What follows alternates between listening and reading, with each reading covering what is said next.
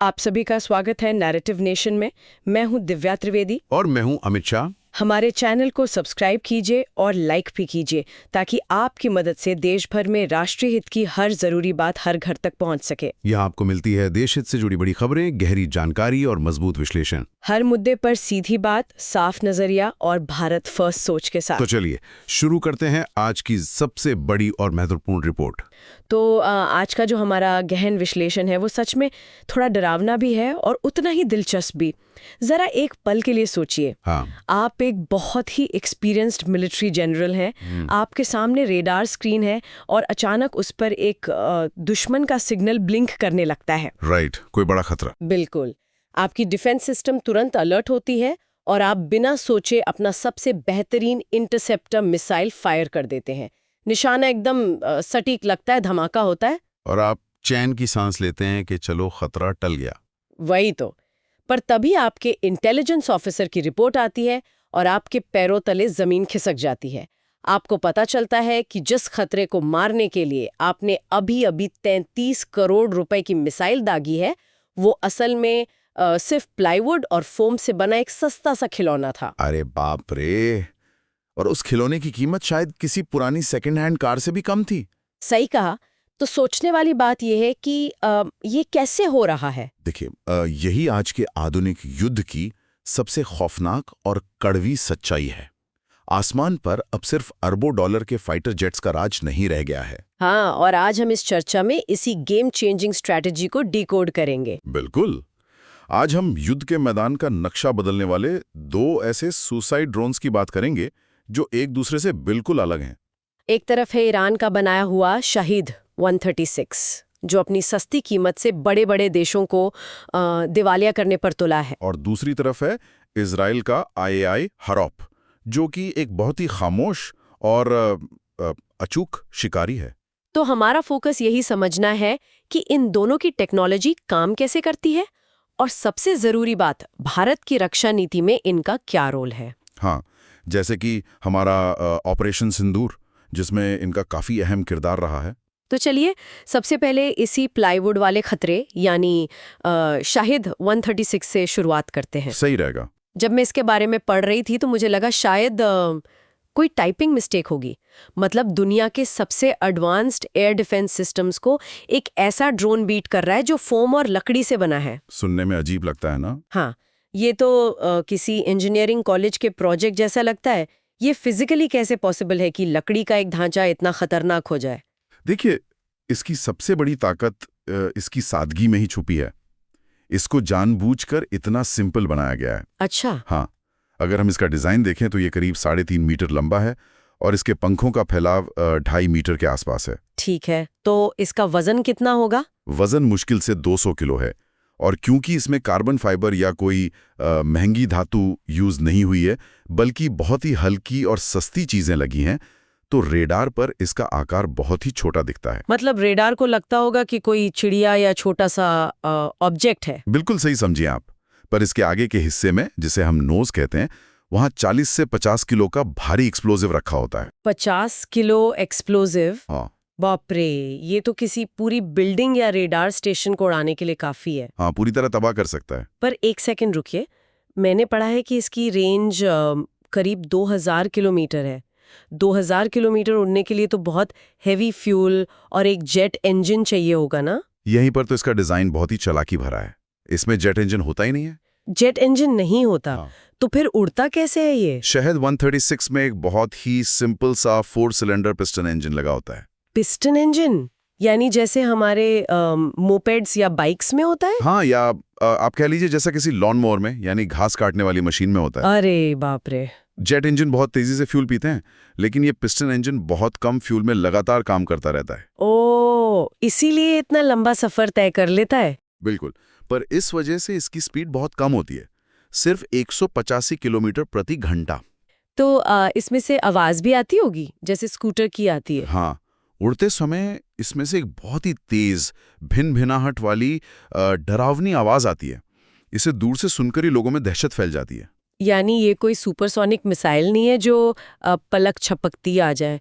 ये तो एक धीमी मौत की तरह है जो बस लगातार आपकी तरफ बढ़ रही है। एकदम सही कंपैरिजन है। पर एक सवाल और है, अगर ये इतना धीमा है तो इसे कंट्रोल कैसे करते हैं?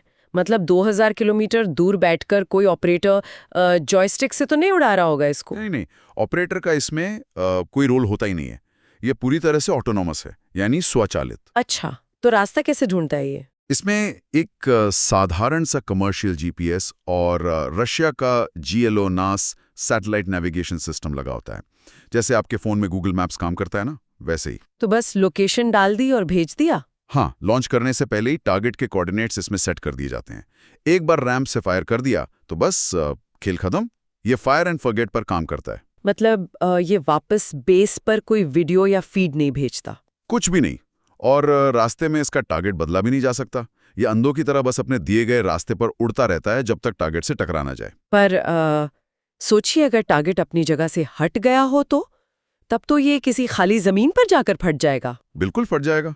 तो फिर तो ये एक काफी बेवकूफ हथियार हुआ। फिर दुनिया भर में इसका इतना खौफ क्यों है? खौफ इसकी बुद्धिमानी का नहीं है, इसके अर्थशास्त्र का है। इसकी इकोनॉमिक्स समझिए आप। इकोनॉमिक्स कैसे? एक शाहिद को बनाने की लागत सिर्फ 20,000 से 50,000 डॉलर आती है। यानी भारतीय रुपए में करीब 15 से 40 लाख रुपए। हाँ, अब युद्ध की असली गणित देखिए। इसको कभी अकेले नहीं भेजते दुश्मन। तो कैसे भेजते हैं?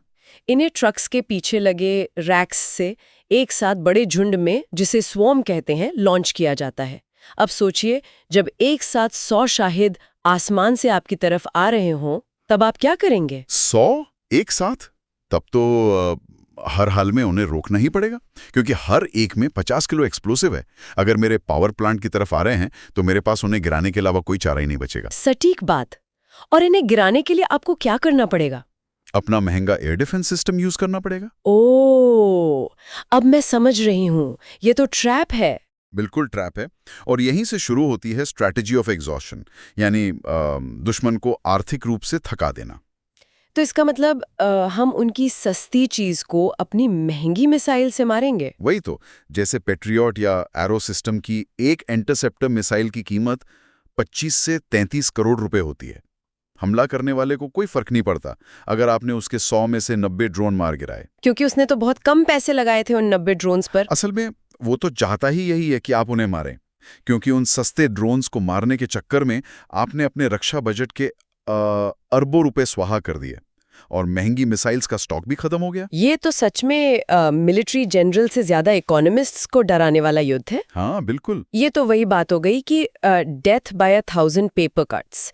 जैसे मच्छरों के एक बहुत बड़े झुंड को मारने के लिए मैं करोड़ों की स्नाइपर राइफल चला रही हूँ। वाह, बहुत ही बढ़िया एनालॉजी दी आपने। है ना?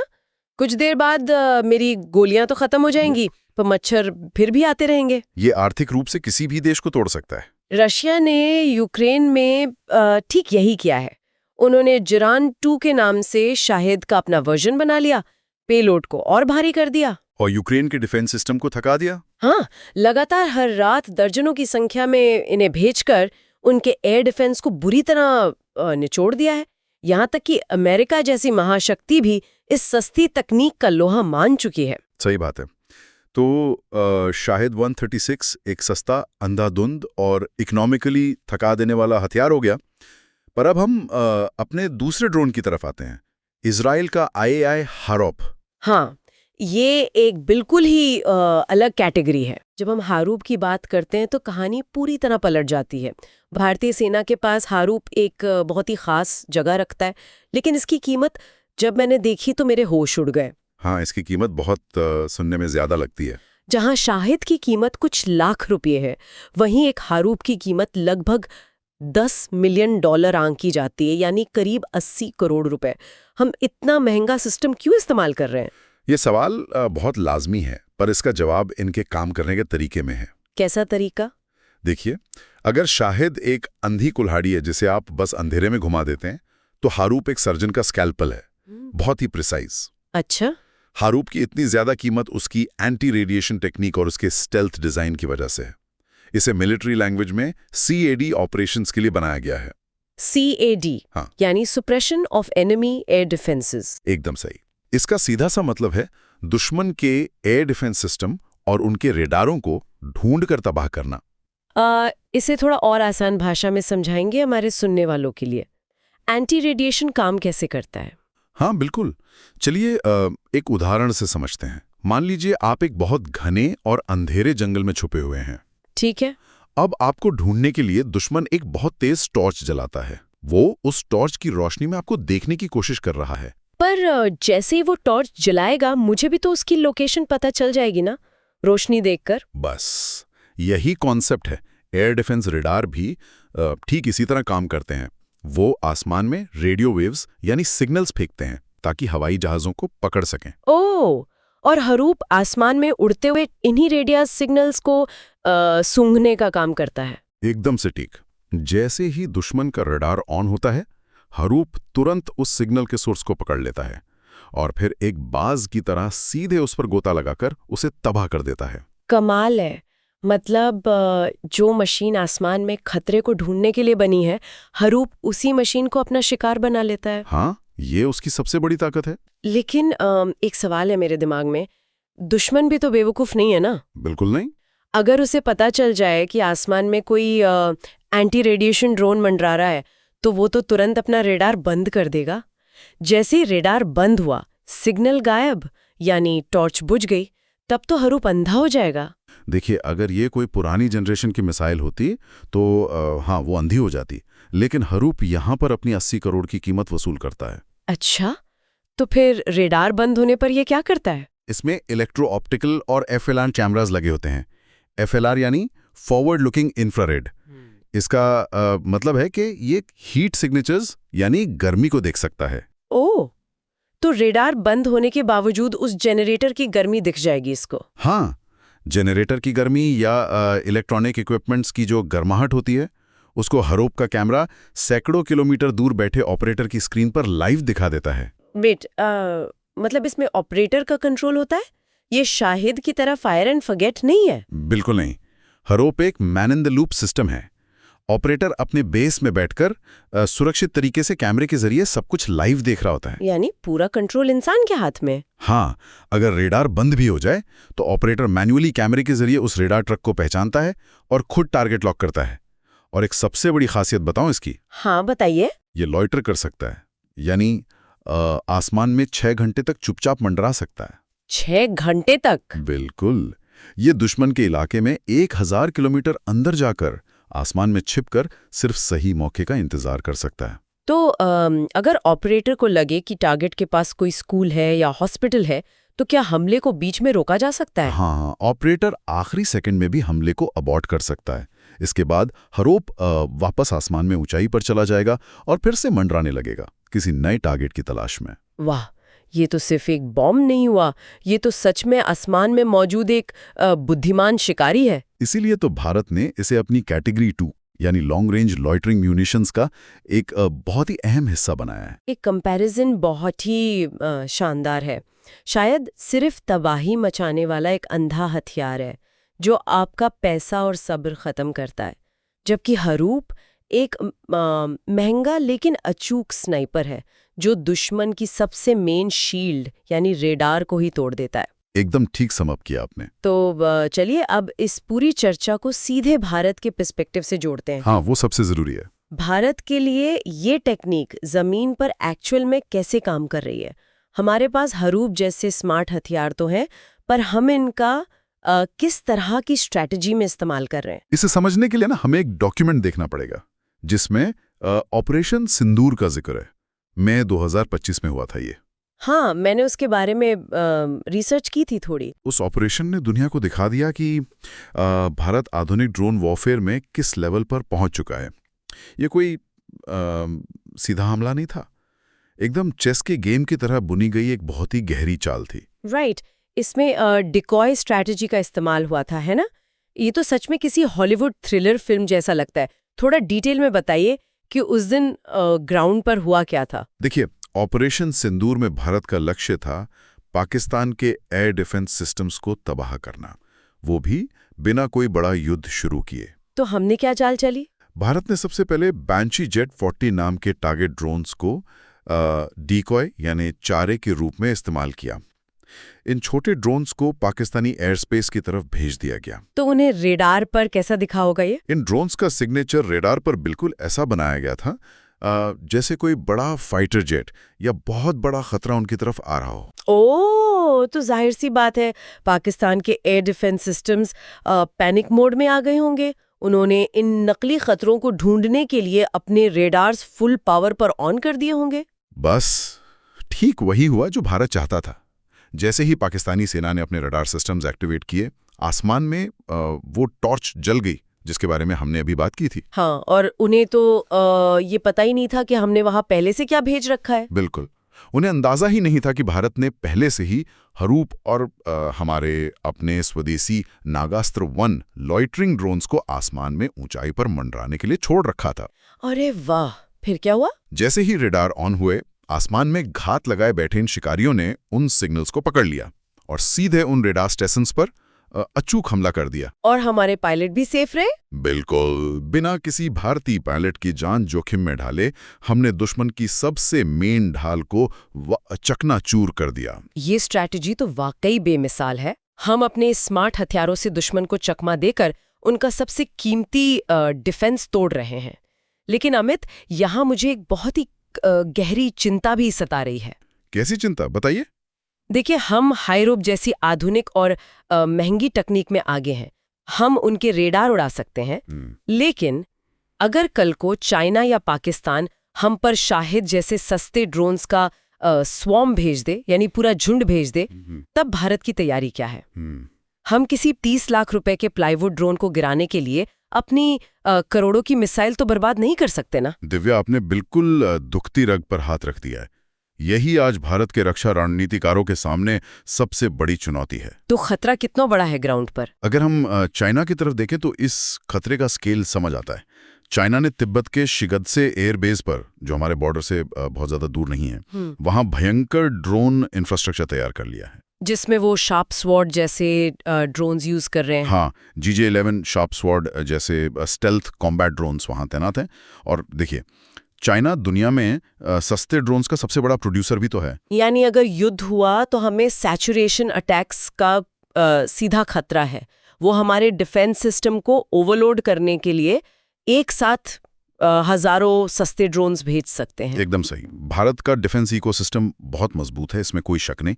हमारे पास नया आकाश तीर नेटवर्क है जो आसमान में हर छोटे बड़े खतरे को ट्रैक कर सकता है। पर फिर वही इकोनॉमिक्स वाली बात आ जाती है ना। वही तो, असली लड़ाई तकनीक की नहीं बची। अब लड़ाई है कॉस्ट एक्सचेंज रेशियो की। भारत किसी 35 लाख के शाहिद क्लास ड्रोन को गिराने के लिए अपना 500 करोड़ का एयर डिफेंस रेडार खतरे में नहीं डाल सकता।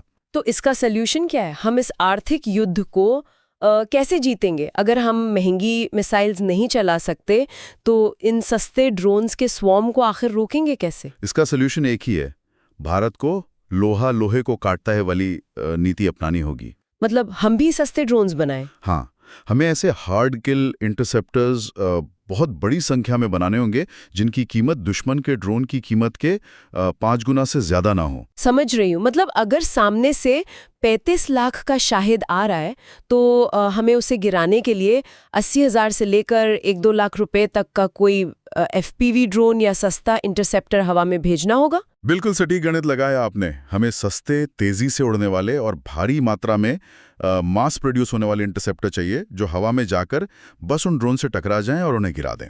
पर क्या हम इस दिशा में कुछ प्रैक्टिकल काम कर रहे हैं? हाँ, खुशी की बात यह है कि भारतीय सेना इस खतरे को बहुत अच्छी तरह समझ रही है। ऑपरेशन सिंदूर की सफलता के बाद भारत ने तेजी से स्वदेशी ड्रोन्स पर फोकस बढ़ाया है। जैसे नागास्त्र 1R के 450 यूनिट्स का इमरजेंसी ऑर्डर दिया गया है। वाह, ये एक बहुत बड़ा स्टेप है। यानी भारत अब सिर्फ स्मार्ट और महंगे हथियारों पर डिपेंडेंट नहीं है। सही कहा। महंगे हथियारों के साथ साथ अब हम सस्ते और बड़ी तादाद में काम आने वाले स्वॉर्म डिफेंस सिस्टम्स पर भी तेजी से काम कर रहे हैं। अमित, आज की इस चर्चा ने तो सच में आधुनिक युद्ध को देखने का मेरा पूरा नजरिया ही बदल दिया है। मेरा भी। ये एक बिल्कुल ही नई तरह की आर्म्स रेस है। वही तो, अब होड़ इस बात की नहीं रह गई है कि किसके पास सबसे विनाशकारी बॉम्ब है। होड़ इस बात की है कि सबसे स्मार्ट और सबसे सस्ता हथियार कौन बना सकता है। बिल्कुल। इसराइल ने साबित किया कि कम कीमत में आप दुश्मन पर आर्थिक और रणनीतिक दबाव बना सकते हैं। और वही यूरोप ने साबित किया कि अचूक प्रहार के लिए एक बुद्धिमान सिस्टम की कितनी ज़रूरत है। भारत को बस इन दोनों एक्सट्रीम्स के बीच में एक परफेक्ट बैलेंस बनाना होगा, जो कि हम काफ़ी हद तक कर भी रहे हैं। इस पर तो वाकई सबको गहराई से सोचना चाहिए। खैर, आप नोटिस कर रहे होंगे हमारे पॉडकास्ट हजारों लोग सुन रहे हैं, लेकिन बहुत कम लोग एक्चुअली सब्सक्राइब करते हैं। अगर आपको भारत की स्ट्रेटेजिक पावर, जियोपॉलिटिक्स और मिलिट्री एनालिसिस पर ऐसे डीप डिस्कशंस पसंद आते हैं तो चैनल को सब्सक्राइब जरूर करें, क्योंकि नैरेटिव नेशन सिर्फ हेडलाइंस एक्सप्लेन नहीं करता। हम ग्लोबल पावर शिफ्ट्स के पीछे की रियल स्ट्रेटेजिक थिंकिंग डिकोड करते हैं। और ऑनेस्टली आपका सपोर्ट ही हमें और high quality research based podcast लाने के लिए मोटिवेट करता है। हम 300 प्लस सब्सक्राइबर्स क्रॉस कर चुके हैं। अब अगला मिशन 1000 सब्सक्राइबर्स। चलिए वापस आते हैं इंडियन ओशन के चेंजिंग पावर बैलेंस पर।